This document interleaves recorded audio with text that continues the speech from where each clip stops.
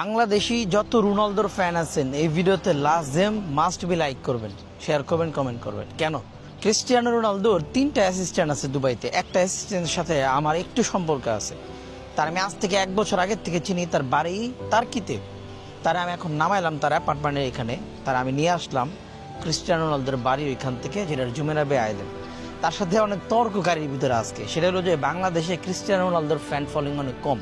ইন্ডিয়াতে বিরাট কোহলি ক্রিস্টিয়ানো রোনালদোর ফ্যান আরও বহু, এইখানে যখন ক্রিস্টিয়ানো রোনালদো আসছিল বা তারা তো জানে, তারা তো ডাটা অ্যানালাইজ করে বলো বাংলাদেশ ওরকম কাউকে দেখি না যে ক্রিস্টিয়ানো রোনালদোকে নিয়ে কথা বলে।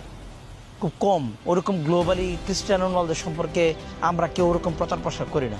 আমি বললাম, রে ভাই, পর্তুগালে যতজন মানুষ আছে তার থেকে বেশি বাংলাদেশে একটা স্টেটে তার থেকে বেশি ফ্যান আছে। তুই কল্পনা করতে পারবি না যে ক্রিস্টিয়ানো রোনালদোর কত ফ্যান বাংলাদেশে।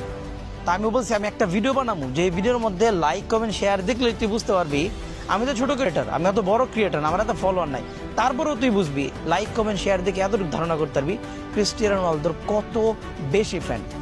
ক্রিস্টিয়ানো রোনালদো একদিকে, মেসি নেইমার আর বাকি যারা তো সবাই আরেক দিকে।